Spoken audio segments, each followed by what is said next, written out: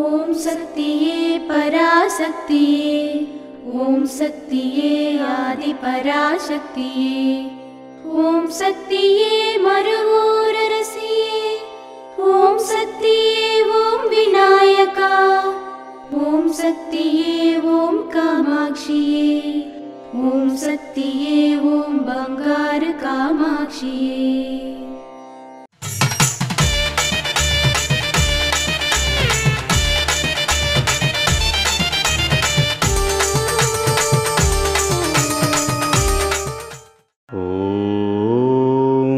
శక్తివో.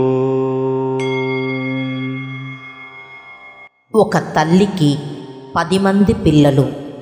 వారిలో ఒకరు దొంగ. తల్లి తాళిని కూడా దొంగిలిస్తాడు, తల్లి నగలను కూడా దోచుకుంటాడు.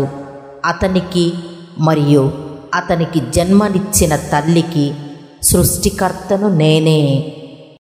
దీని వివరణ ఏమనగా, సకల చరాచరానికి సృష్టికర్తనైన ఆది పరాశక్తిని నేనే. సకారాత్మకమైన నకారాత్మకమైన నా వల్లనే వస్తుంది. మంచివారైనా చెడ్డవారైనా అంతా కూడా నా బిడ్డలే. నా దృష్టిలో అందరూ సమానమే. కానీ వారి కర్మలకు వారు శిక్ష అనుభవించవలసి ఉంటుంది. వారు అమ్మా అని నా దగ్గరకు వస్తే నేను చేరతీస్తాను, రక్షణ కల్పిస్తాను.